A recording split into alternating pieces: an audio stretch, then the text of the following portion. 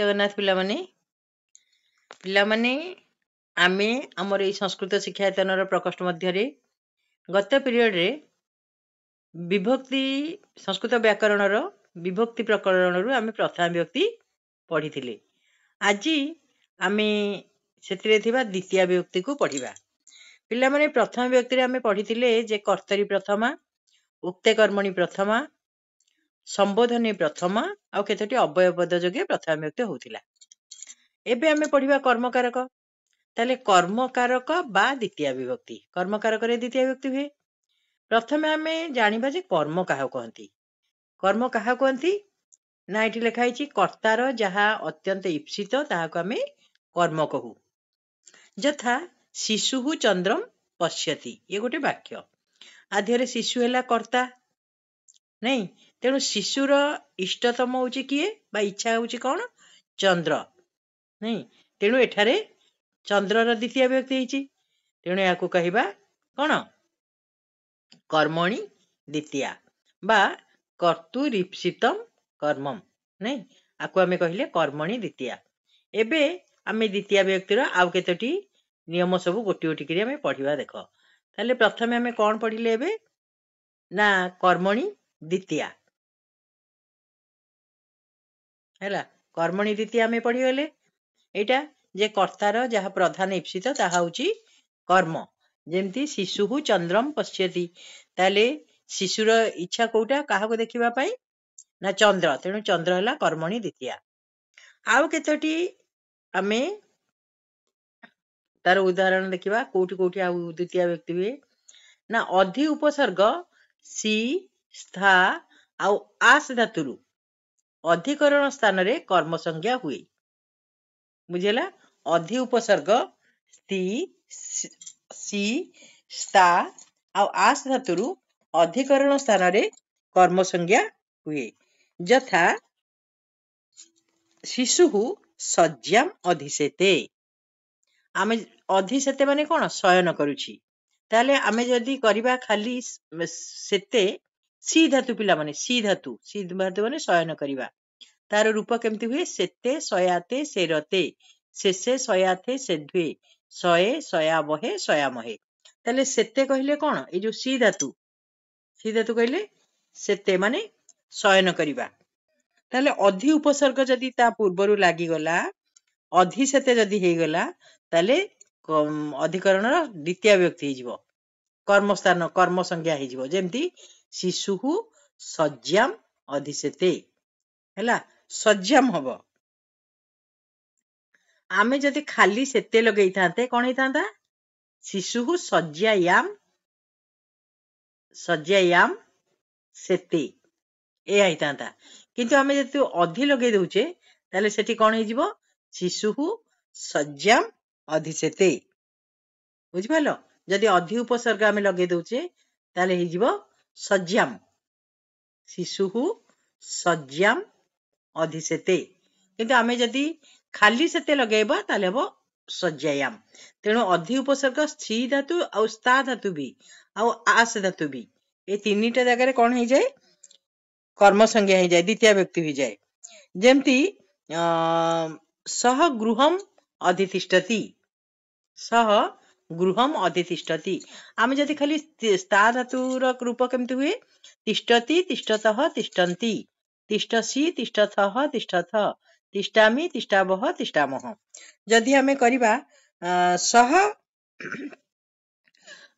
गृहम गृहे तिष्ठति जदी से घरे रहुची ताल सेठी कोन हिजबो गृहे सह गृहे तिष्ठति किंतु जदी हमें अधि उपसर्ग ता पूर्वरु लगेई दबा गृह पूर्वरु ताले कोन हिजबो सेठी गृहम हिजबो अधि उपसर्ग लागि गले शिशुः गृहम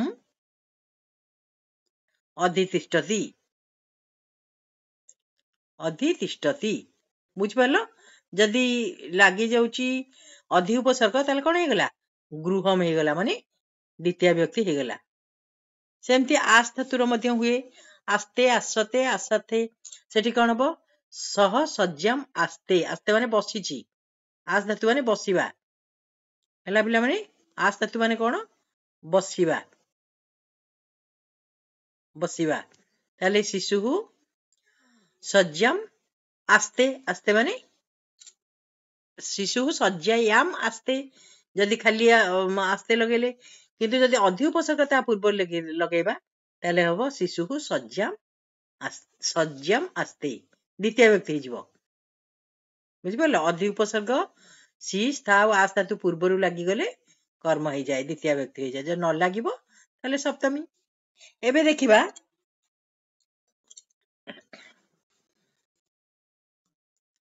एबे देखिबा आमे जे अभि आउ नि उपसर्ग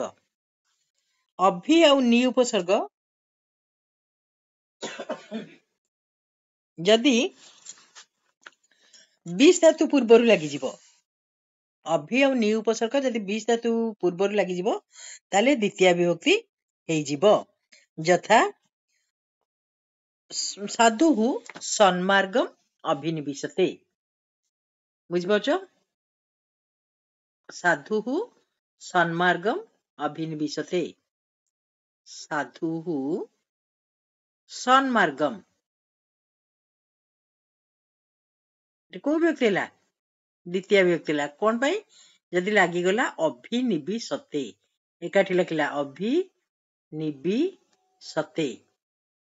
तले साधुः सन्मार्गम अभिनिवेशते साधु सत् मार्ग रे मनोनिवेश करिसंती बुझि परलो एबे हमें आउ केतडी मध्ये पढिबा देखो उप अनु अधि आउ आंग एई चारोटी उपसर्ग उप अनु अधि आउ आंग यह जदि बस धातु पूर्व लागि जाए ताले कर्म संज्ञा हो जाए कर्म हो जाए माने द्वितीय विभक्ति हो जाए हैला जेपरी विष्णु वैकुंठम उपविशति बा विष्णु वैकुंठम अनुवसति बा विष्णु वैकुंठम अधिवसति बा विष्णु वैकुंठम आबसति उप अनु अधि आ ए चारोटी जदि बस धातु पूर्वरु लागि जिवो ताले कोन हे जिवो द्वितीय विभक्ति हे जिवो जदि न लागिबो ताले त सप्तमी आउ हैला ताले उप अनु अधि आ ए चारोटी उपसर्ग उप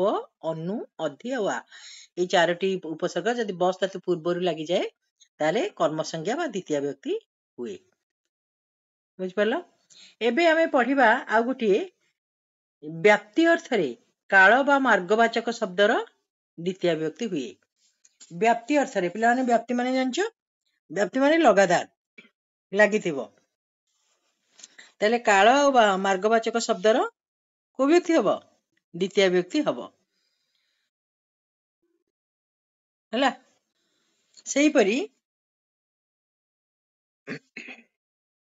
धर कालवाचक शब्दर केमती हबो देखो काल मार्गवाचक को हला तेनु क्रोसम कुटिला नदी नदीटी कोसे पर्यंत व्यापी अछि ताले सेठी क्रोसम हबो द्वितीय विभक्ति बुझि परुछ एवं मार्गवाचक शब्दर कहिली जे मार्गवाचक शब्दर मध्य हबो एवं कालवाचक शब्दर मध्य कोन हबो व्याप्ति अर्थ रे व्याप्ति माने लगातार द्वितीय विभक्ति हबो सेही परी क्रिया विशेषण रे मध्य द्वितीय विभक्ति हबो क्रिया विशेषण पिला जानि पछो क्रिया को जदि विशेषित करूथिबो त कोन कहबा क्रिया विशेषण यथा मृगाः द्रुतम धावन्ति आमे जदि मृगाः द्रुतम धावन्ति पिला माने एठी क्रिया किए धावन्ति हला क्रिया तेणु मृग माने दौड़ुचंती किपर दौड़ुचंती ना द्रुतम एटा हला गोटे विशेषण शब्द तेणु यार द्वितीय विभक्ति हबो आकु कहंती कोन क्रिया विशेषणे द्वितीय शशकः सविस्मयम पश्यति ठेकुआटी विस्मयर सहित चाहिछि तले एठी मध्य कोन हबो विस्मयर सहित सविस्मयम क्रिया विशेषणे द्वितीय एतत् व्यतीत केतोटी अव्यय पद जगरे द्वितीय विभक्ति मध्य हुए पिला माने एकुडी को हम भला भाबरे मन रखिबा उचित केतोटी अव्यय पद जगरे केमती हुए देखो अभितः ଅଭିତଃ ଏ ଅଭୟ ପଦ ଯୋଗରେ ଦ୍ୱିତୀୟ ବ୍ୟକ୍ତି ହୁଏ। ଆ ମାନେ କଣ? ଆଗରେ। ଅଭିତର ଅର୍ଥ ହେଲା ଆଗରେ। ଯେମିତି ଗ୍ରାମମ୍ ଅଭିତଃ ନଦୀ ବହତି। ଅଭିତଃ ମାନେ କଣ? ଆଗରେ। ତାହେଲେ ଅଭିତଃ ଯୋଗରେ ଗ୍ରାମମ୍ ହେଇଛି ଦ୍ୱିତୀୟ ବ୍ୟକ୍ତି। ସେମିତି ଉଭୟତଃ। ଉଭୟତଃ ମାନେ ଦୁଇ ପଟରେ। ମାର୍ଗମ୍ ଉଭୟତଃ ବୃକ୍ଷାଃ ଶୋଭନ୍ତେ। ତାମାନେ ମାର୍ଗର ଦୁଇ ପଟରେ ଗଛ ଗୁଡିକ ଶୋଭା ପାଉଛନ୍ତି। ମାର୍ଗମ ହେଲା ଦ୍ୱିତୀୟ ବ୍ୟକ୍ତି। ସର୍ବତଃ। ସର୍ବତଃ ମାନେ ସବୁଆଡେ। ରାଜ୍ୟମ୍ ସର୍ବତଃ ବୃଷ୍ଟି ଭବତି। ରାଜ୍ୟମ୍ ହେଲା ଦ୍ୱିତୀୟ ବ୍ୟକ୍ତି। ଉପର୍ଯ୍ୟୁପରି। ଉପର୍ଯ୍ୟୁପରି ମାନେ ଉପରକୁ ଉପର। ବୃକ୍ଷମ୍ ଉପର୍ଯ୍ୟୁପରି ଶାଖାଃ ରାଜନ୍ତେ। ଅର୍ଥାତ୍ ଗଛର ଉପରକୁ ଉପର ଶାଖା ଗୁଡିକ ଶୋଭା ପାଉଛନ୍ତି। ସେହିପରି ଅଧୋଧି। ଅଧୋଧି ମାନେ କଣ? ତଳକୁ ତଳ ହେଲା। ଅଧୋଧି ମାନେ ତଳକୁ ତଳ। ବୃକ୍ଷମ୍ ଅଧୋଧଃ ଫଳାନି ସନ୍ତି। ଗଛର ତଳକୁ ତଳ ଫଳ ଗୁଡିକ ଅଛନ୍ତି। ବାଳକଃ ପ୍ରାସାଦାତ୍ ଅଧୋଦଃ ଅବତରତି। ପିଲାଟି ଛାତରୁ ତଳକୁ ତଳ ଓହ୍ଲଉଛି ପାହାଚ ଦେଇକି। ଅଧ୍ୟଧି ମାନେ ଉପରକୁ ଉପର। ଯେମିତି ଉପର୍ଯ୍ୟୁପରି ମାନେ ପଢିଥିଲ, ସେମିତି ଅଧ୍ୟଧି ମାନେ ଉପରକୁ ଉପର। ଅଧ୍ୟଧି କହିଲେ ପୃଥିବୀମ୍ ଅଧ୍ୟଧି ସ୍ତର ଭେଦ ବର୍ତ୍ତତେ ହେଲା। ଆଚ୍ଛା, ତାପରେ ଧିକ୍। ଧିକ୍ ମାନେ ନିନ୍ଦା ଅର୍ଥରେ ବ୍ୟବହାର କରାଯାଏ। ମୂର୍ଖମ୍ ଧିକ୍। ମୂର୍ଖକୁ ଧିକ୍। ତାହେଲେ ଧିକ୍ ଯୋଗେ ଦ୍ୱିତୀୟ ବ୍ୟକ୍ତି ହେଲା ମୂର୍ଖମ୍। ପରିତଃ। ପରିତଃ ମାନେ ଚାରିଆଡେ। ବୁଝିପାରୁଛ? ପରିତଃ ମାନେ ଚାରିଆଡେ। ଯେମିତି ଗୃହମ୍ ପରିତଃ ପ୍ରାଚୀରମ୍ ଅସ୍ତି। ପରିତଃ ମାନେ ଚାରିଆଡେ। ଆଚ୍ଛା, ବିପ୍ସା ଅର୍ଥରେ। ବିପ୍ସା ମାନେ ଦୁଇଥର ଯାହାକୁ କୁହାଯାଏ। ଦିଶମ୍ ଦିଶମ୍ ପ୍ରତୀକ୍ଷତେ। ଦୁଇଥର କହିବା ହେତୁରୁ ଏଇ ପ୍ରତୀକ୍ଷତେ ଯୋଗେ ଦ୍ୱିତୀୟ ବ୍ୟକ୍ତି ହେଲା। ଦିନମ୍ ଦିନମ୍ ଦ୍ୱିତୀୟ ବ୍ୟକ୍ତି। ଯାହା ଦୁଇଥର କୁହାଯିବ, ବାରମ୍ବାର ଆସିଲେ, ଦୁଇଥର ଆସିଲେ ସେ ଦ୍ୱିତୀୟ ବ୍ୟକ୍ତି ହବ।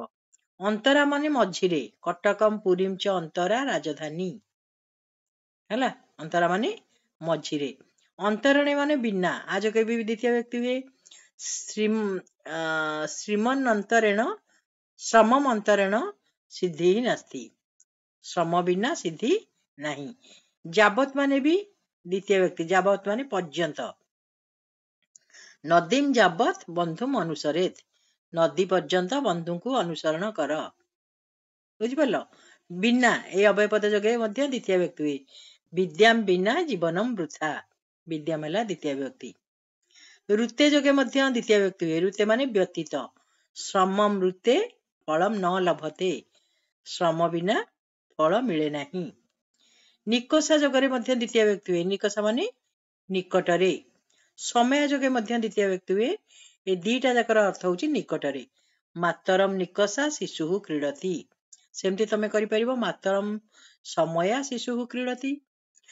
ହା ଯୋଗେ, ହା ଗୋଟେ ଦୁଃଖ ସୂଚକ ପୂର୍ବକ ଅବୟ, ତାହା ଯୋଗେ ମଧ୍ୟ ଦ୍ୱିତୀୟ ବ୍ୟକ୍ତି ହୁଏ। ହା ଦୈବମ୍। ଅନୁ ମାନେ ପଛରେ। ଏ ଅନୁ ଯୋଗେ ମଧ୍ୟ ଦ୍ୱିତୀୟ ବ୍ୟକ୍ତି ହୁଏ। ତାହେଲେ କେତେ ଗୁଡିଏ ଅବୟ ପିଲାମାନେ ପଢିଲ ତମେ, ନାଇଁ? କେତେ ଗୁଡିଏ ଅବୟ ତମେ ପଢିଲ।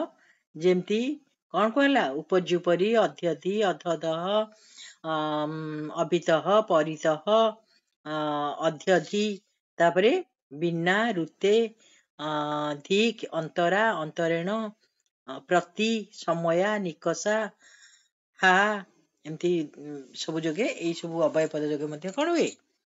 ଦ୍ୱିତୀୟ ବ୍ୟକ୍ତି ହୁଏ। ତାହେଲେ ଦ୍ୱିତୀୟ ବ୍ୟକ୍ତି କୋଉଠି କୋଉଠି ପଡିଲ? ଏକରେ ପଡିଲ କର୍ମଣି ଦ୍ୱିତୀୟା, ନାଇଁ? ଏକରେ ପଡିଲ କର୍ମଣି ଦ୍ୱିତୀୟା। ଦୁଇରେ କଣ ପଡିଲ? ମନେ ପକେଇ ଦିଅ ଟିକେ। କର୍ମଣି ଦ୍ୱିତୀୟା। ତାପରେ ଦୁଇରେ ପଡିଲ ଅଧି ଉପସର୍ଗ ସି, ସ୍ତା ଆଉ ଆସ୍ତାତୁରୁ ଦ୍ୱିତୀୟ ବ୍ୟକ୍ତି। ତାପରେ ଅଭିନିବିଶତ ଯୋଗେ ଦ୍ୱିତୀୟ ବ୍ୟକ୍ତି। କାଳ ବା ମାର୍ଗବାଚକ ଶବ୍ଦ ଯୋଗରେ ଦ୍ୱିତୀୟ ବ୍ୟକ୍ତି, ନାଇଁ?